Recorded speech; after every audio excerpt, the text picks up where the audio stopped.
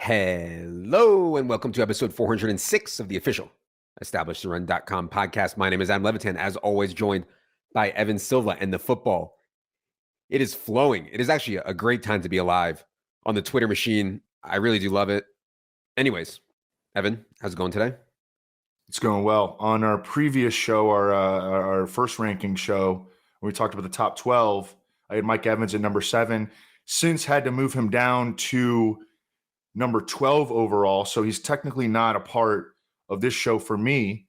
But I wanted to mention that I moved him from wide receiver 3 down to wide receiver 5 and down a tier, still at the top of the second tier, but no longer a first tier wide receiver for me. I mean, I still want him. In the second round. That's where he typically goes, and he's probably my favorite second round pick. But just had to move him down a little bit with the Julio signing and the positive reports on Chris Godwin. I still think he could score 20 touchdowns, though. I mean, Mike Evans was put on this earth, put on this planet to hit pay dirt, baby. Yes, and I was put on this earth to read athletic and ESPN articles all day to uncover small nuggets of fantasy football news. Anyways.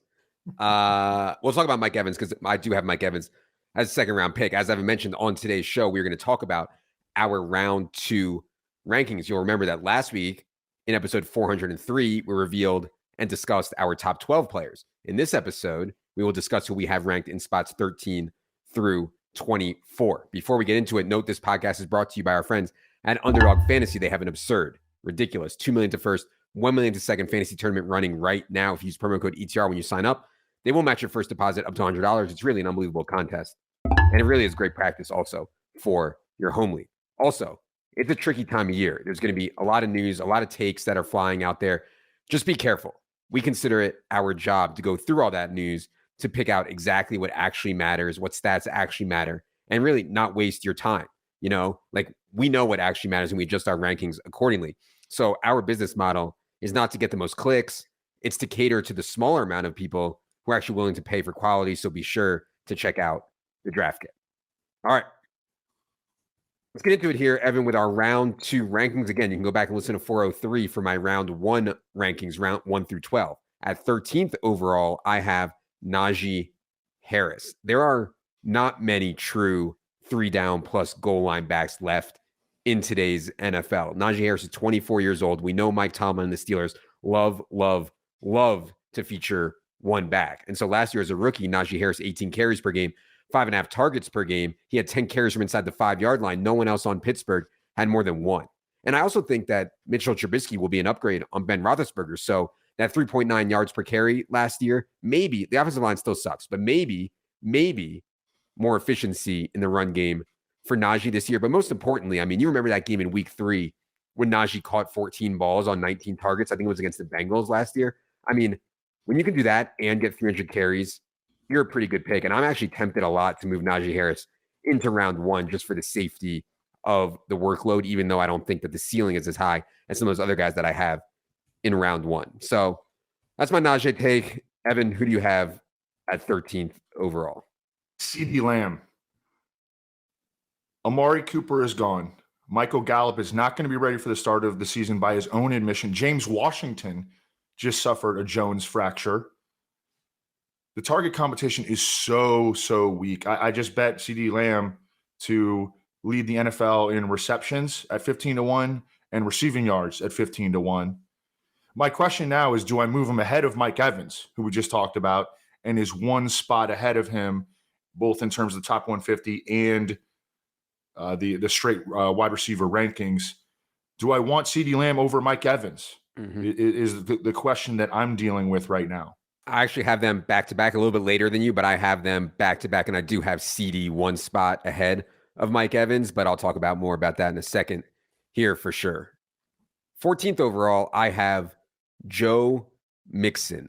I'm tempted to have Joe Mixon a little bit higher because I think the offensive line is like legit improved. And by the way, for those of you guys who do have the draft kit, Brandon Thorne's article ranking the offensive lines will be up next week. But man, they signed Alex Kappa, Ted Karras, Lyle Collins. I still think Jonah Williams and Jackson Carman may not be dead. Like they could have an actually good offensive line. And we'll talk to Brandon more about that. And of course, we know the Bengals are going to be good because they have our Kings, the men from my 250K win. Shout out to me, Joe Burrow, Jamar Chase, T. Higgins. The only reason Joe Mixon is not like a top 5 pick is because the pass down stuff. When it was 3rd and 3 or more last year, Mixon was only on the field 17% of the time. Samaje Perine was on the field 64% of the time. And we saw it in the Super Bowl. I mean, they benched Joe Mixon in the biggest plays of the Super Bowl because it was hurry up, it was 3rd down stuff. And so it's hard for me to get behind Joe Mixon as a round 1 pick with that role. But man, I mean, he could be really efficient and score a ton of touchdowns this year. So I have Joe Mixon 14th overall. Evan, go ahead with your 14th ranked player. Davante Adams. And I'm still like well below market on him because he goes in the first round pretty consistently still. Starting to get more to the back end of the first round. But I have him in the second round, but I'm still pretty high on him. I mean, I think he's wide receiver 6, wide receiver 7 at this point, and I have him as the second pick in the second round from a value standpoint. He turns 30 in December. Okay. He got paid. Sometimes that can be a good thing. Sometimes it can be a bad thing. There's a definite quarterback downgrade. Mm-hmm. And I know that you kind of like Derek Carr a little bit better than I do. I think we can both agree that he's a big downgrade from Aaron Rodgers. And they had just an immense chemistry that they built in Green Bay. And now Derek Carr played with Davante Adams at Fresno State, and I think that that's good. And I do think they'll have solid chemistry. But to reach that level, that symbiotic level at which Aaron Rodgers and Davante Adams were, that's going to be tough. And the target competition. I mean, he was competing for targets against scrubs in Green Bay. Like, let's be real. And Hunter Renfrow and Darren Waller are actually good football players. Yeah. So there's enough there for me to build the anti-Davante Adams case. Again, I still have him as a top 15 overall player, number 14 overall player.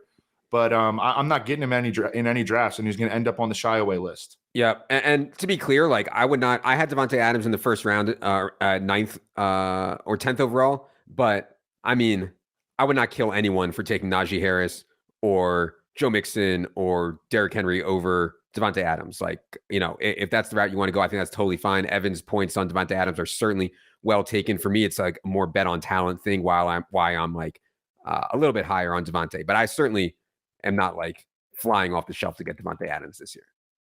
Let's go to 15th overall. 15th overall, I have CeeDee Lamb, who Evan just mentioned. The only thing that I would add, man, I mean, we currently have 23% of the targets projected for CeeDee Lamb.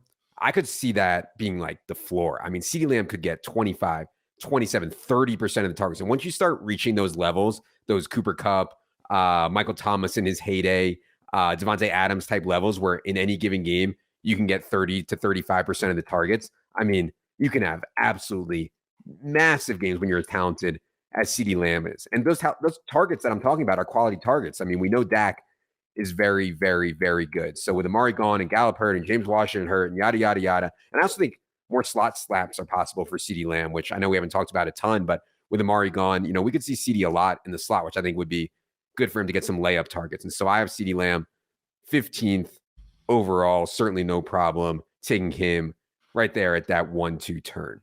Yeah, in that respect, the kind of under radar loss of the Cowboys of Cedric Wilson, because he played a lot in the slot, and that frees up CeeDee to play a lot more slot too. All right, Evan, who do you have for 15th overall? Najee Harris. And you kind of already gave a good spiel about him and what makes him appealing. But I'm below market on him. And I think that Dwayne McFarland has done a good job of pointing this out, that the offense is going to change. The way that Ben Roethlisberger operated was very highly conducive to short targets and players that run low A-dot routes to pile up a bunch of targets. And that's Najee Harris. And the team is probably going to run more this year, which, that could help in the respect of Najee Harris getting more carries, but that's going to hurt his PPR appeal. So I don't think that the receptions are going to be there, and he relied heavily on them last year. And I'm worried about the offense. Are they going to score a lot of points in Pittsburgh this year? Their offensive line is still problematic, and we could see multiple quarterbacks make starts for the Steelers. Ultimately, are they going to be better than Ben Roethlisberger was? Maybe. but there's a level of clarity that is lacking there. I mean, they use a first round pick on Kenny Pickett, but they're essentially assuring Mitchell Trubisky of starting week 1. I mean, there can be. I don't know how the offense is going to look. It's run by Matt Canada now. It has been run by Ben Roethlisberger for years, and I think that I don't know. There's just a lot of uncertainty in terms of the Pittsburgh offense this year, and I don't want to take a guy like that in the first round. That is a big part of that. Yeah, I think I'm more confident than you are that Mitch will be an upgrade on Ben on the 2021 version of Ben. That's all. I think Mitch will be fine, but that could certainly end out being wrong. All right, 16th overall, I have Mike Evans. Evans talked a ton about Mike Evans. The only thing I have to add is just one thing that the Bucs did last year that caught my eye was they went out of their way to keep the 1,000-yard streak alive. So Mike Evans has been in the league for 8 years. He has 8 1,000-yard seasons. And so at the end of the year last year, they were clearly force-feeding Mike Evans to keep that streak alive. So I think 1,000 yards was like the floor for Mike Evans, given the setup and given how good he is. Now, certainly the Godwin and Julio stuff complicates things. We talked a ton about that last episode. And I think there's some also risk that, at some point, man, Tom Brady's not going to be one of the best quarterbacks in the league. He's 44 years old. Like, at some point, he's like not going to be that. I don't know if it'll be this year. I doubt it'll be this year. But goddamn, I have to feel like there's at least some risk there. But the touchdown upside, plus combined with the fact that maybe Julio is on his last legs, maybe Chris Godwin isn't as healthy as he seems right now. I feel like if you get Mike Evans at 16th overall, like the floor ceiling combo there is really, really, really good. And obviously, Evan agrees because he has Mike Evans much higher than me up at 12th overall. All right, Evan, who do you have at 16? Aaron Jones. And we were probably too high on Aaron Jones last year, and we can take that L a little bit. But I want to maintain being high on him into this year because he's the best player outside of Aaron Rodgers. He's the best player in the Green Bay offense. And if you look at the NFL Wowie stuff with and without, on the field or not on the field with Devontae Adams over the past few seasons, there's a decent sample size, about a half season's worth. Aaron Jones, the offense runs through Aaron Jones with no Devontae Adams. And of course, Devontae Adams is gone. We're talking about guys like Sammy Watkins and Romeo Doubs at receiver. And Aaron Jones is an excellent receiver, and he's a really good runner. And I think that they're going to clock defenses with both of the RBs. And I think this is another scenario where both RBs in Green Bay could beat their ADPs. And AJ Dillon's ADP is starting to creep up. I mean, he usually doesn't get past the 6th round, but you can get Aaron Jones pretty confidently in the 2nd round almost every time, especially in the middle of the 2nd round. I think he's going to have a great year. Yeah. As we move to the 17th overall pick, that's where I have Aaron Jones, 17th overall. To me, one of the NFL's worst wide receiver cores right now, plus Big Bob Tunyon coming off the ACL. I think the way they're going to play, and this defense could be good. I don't consider myself any kind of defensive expert, but to me, they could have one of the best defenses in the NFL. And so you run the ball, you run a ton with both Jones and Dillon, and you play good defense, and you throw a lot of checkdowns, and you throw a lot of passes and wheel routes to Aaron Jones. That's to me how Green Bay wins this year if they do win. And so I feel pretty good about Aaron Jones' floor ceiling combo as well. Because as Evan said, they know what to do without Devontae. More touches for Aaron Jones, and I think more touches for AJ Dillon as well. Go to who do you have 17th overall, Evan? My next guy is Alvin Kamara. Mm-hmm. So it's starting to look like he's going to avoid suspension, or at least that the ruling on his case is going to be delayed until after the season. They just got another 60-day delay, and they're going to continue to do that. So I don't think he's going to get suspended at this point. And the big move up the top 150 reflects that. I am concerned about the complexion of the offense stuff, though, because Jameis has never been a big check down passer. Michael Thomas is back. They traded they threw the whole kitchen sink at acquiring Chris Olave, So we had Underhill on, and he's like, he's not going to catch 80 passes anymore. He opened his career with like 80 receptions and each of his first 3 NFL seasons, and it's just not going to be like that anymore. He's probably going to be more in the high 50, low 60s range, and that hurts. But he's still an awesome player, and as you mentioned on our previous show, he's probably going to start to go in the second round because you could get him consistently in the third and fourth. In Scott Fishbowl, I got him in the 5th round. Yeah. But yeah, his ADP is starting to reflect that people are starting to understand that he's probably not going to get suspended this year. Yeah, exactly. All right, let's go to 18th overall. I have Mark Andrews. Just a ridiculous breakout for Mark Andrews. Last season, 107 catches, 1,361 yards, 9 touchdowns, played all 17 games. Now, I would note that his best games did not come with Lamar Jackson. They quietly came with Tyler Huntley and Josh Johnson. And I'd also note that the Ravens got a bit loose last year, kind of out of what I thought is their character, 13th in pass rate over expectation, which is really high for them. I mean, they just couldn't run the ball at all after they lost all their running backs. And Lamar misses 5 games. With Lamar back, Dobbins back, Gus, I hope Dobbins back, hopefully Gus back. I expect them to get to really running the ball more. And that's why I'm a little worried about Mark Andrews here at 18th overall, but still just such a talented player as a receiver. Lack of target competition with Marquise Brown gone and positional scarcity. I mean, besides Kelsey and Mark Andrews and Waller, and maybe you could throw Pitts and Kittle in there, maybe, but everything else is just a total crapshoot. And so to get a dominant player at tight end position, we've talked about this for years, it can make a huge, huge difference in your win rate. And so there's some case for reaching what you think might be above expectation on Mark Andrews because of the position that he fills. So I have Mark Andrews at 18th overall. Evan, who do you have 18 overall? Joe Mixon. And you already talked about him, but it's just, is he going to get the passing down stuff? I don't think I think they want to kind of phase out Samaje Perine, keep him on the roster, but have him be the third back and move Chris Evans up. Chris Evans is a really good pass catcher. Mm-hmm. I mean, Samaje Perine isn't even a good pass catcher. I think that they liked him mostly as like a pass protection guy. And they do throw to Joe Mixon on early downs. I mean, they do, but he's not the full workload player that some of these other guys that I have ranked ahead of him are. Yep, clearly. 19th overall, I have Saquon Barkley. Now, Saquon Barkley has not been good since 2019, and I get that. Believe me, I do. He had the 2020 early season ACL tear. 2021, he was just a disaster. Maybe he came back too soon, or maybe the scheme was just so egregiously bad that no one on the Giants had a shot. But now he's another year removed from the ACL. You get rid of these stone cold donkeys like Joe Judge and Jason Garrett, and you bring in, to me, one of the best offensive minds in the game in Brian Daboll. And most importantly, Saquon is the archetype of the player who can finish number 1 overall. Not like a RB1. I mean, the number 1 running back, because he has a true 3-down plus goal line role, plays really well in the pass game, will be used at the goal line, improved offensive line with Andrew Thomas and Andrew Neal.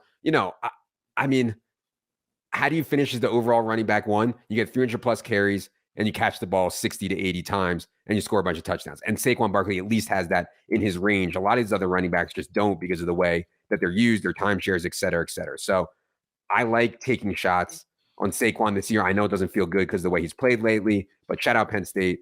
Saquon is my 19th player. Evan, who do you have at 19? Tyreek Hill.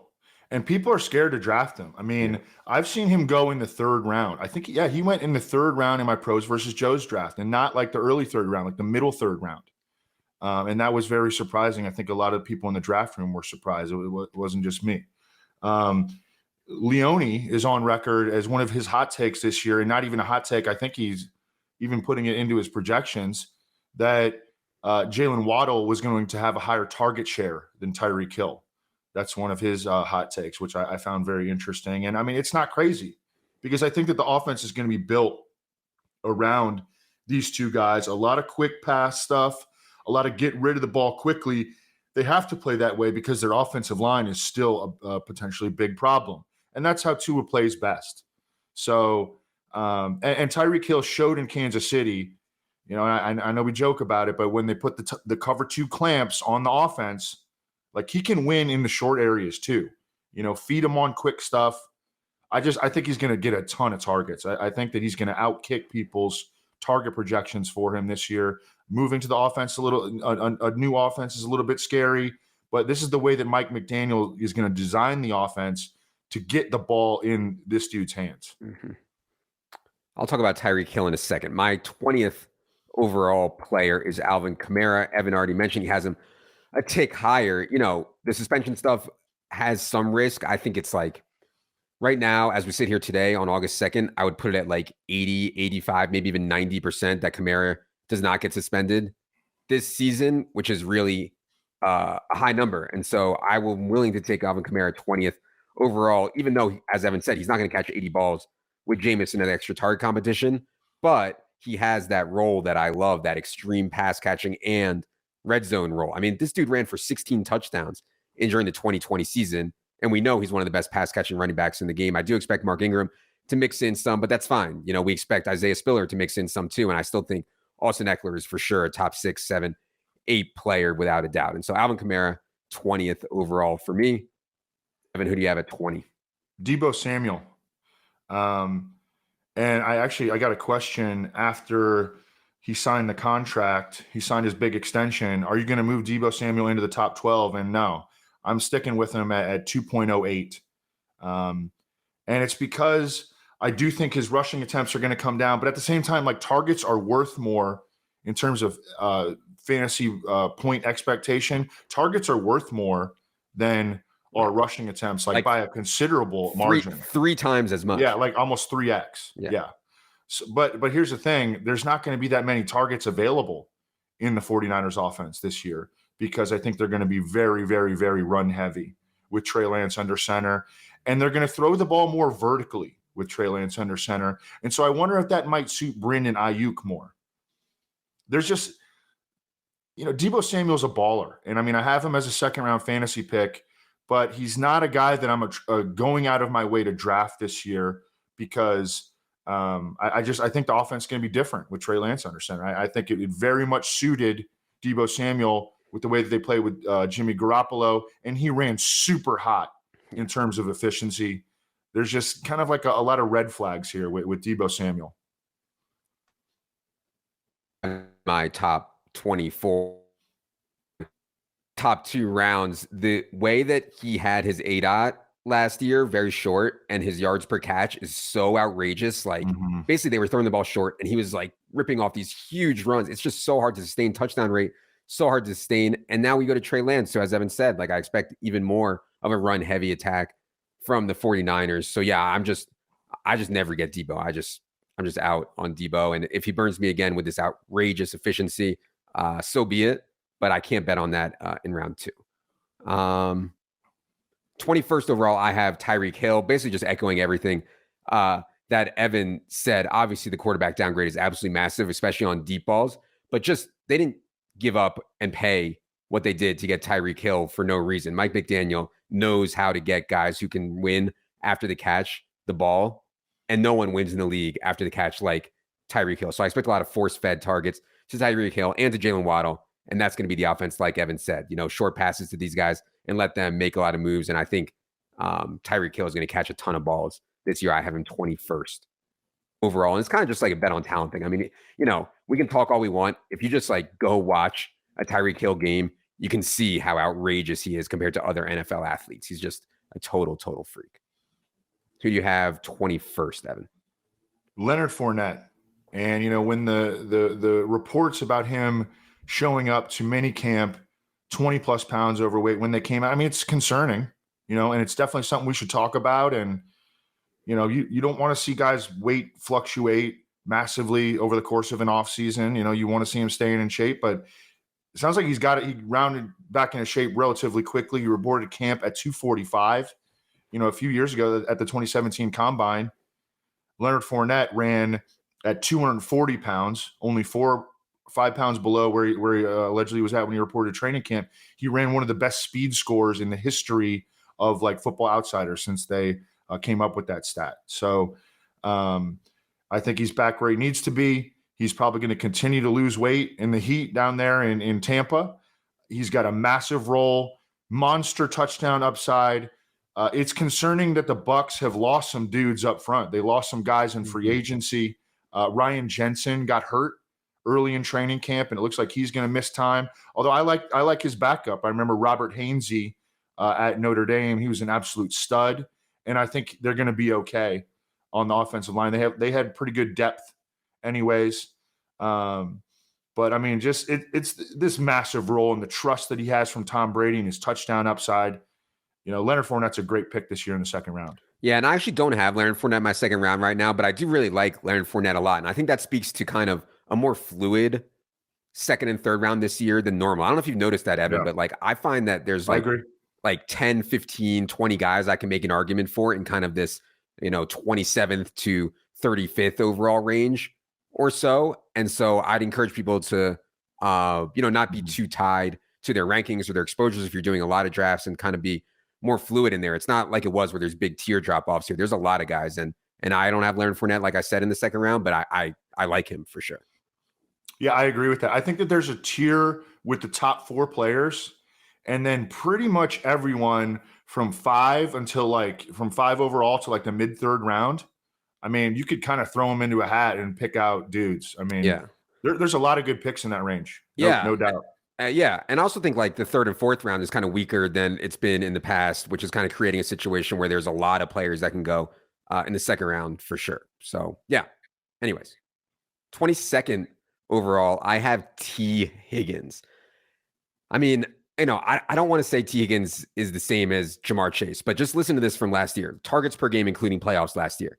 T. Higgins, 7.7. Jamar Chase, 7.7. Catch rate last year. T. Higgins, 67%. Jamar Chase, 67%. Percentage of routes run. Jamar Chase, 95%. T. Higgins, 95%. Slot rate. Jamar Chase, 18%. T. Higgins, 21%. Average depth of target. Jamar Chase, 12.9. T. Higgins, 12.2.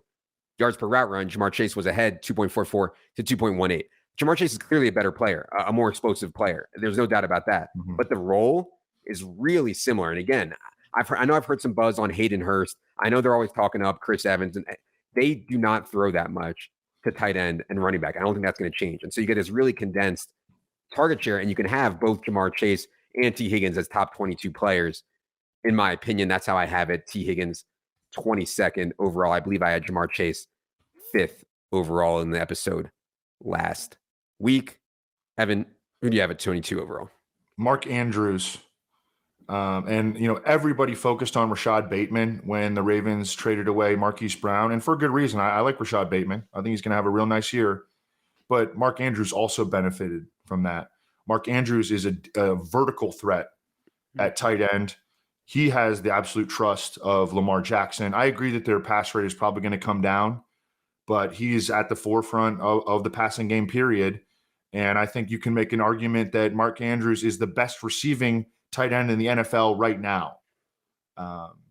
His statistical projection isn't as high as Travis Kelce, but I think he's probably the best pure receiving tight end in the league. For 23 overall, I have DJ Moore. And by the way, I just want to add here that I have T. Higgins 22. I have DJ Moore 23. It speaks to the way I like to draft. In other words, I like to be, when it's close, I lean wide receiver every time, due to injury rates, due to replaceability factors, due to all kinds of things that make wide receivers better picks, in my opinion, and try to worry about running back a little bit later. So yeah, guys like Leonard Fournette and stuff like that, I could easily take Leonard Fournette over T. Higgins and DJ Moore. I just think that when it's close, I go wide receiver. So I have DJ Moore 23rd overall. We released a video. Hopefully you guys saw it on Twitter or Instagram or YouTube or wherever, where everyone's talking about DJ Moore. And I could not agree more. 4 straight years, 1,150 plus yards, despite having quarterback play from Kyle Allen, Sam Darnold, the corpse of Cam Newton, Teddy Bridgewater.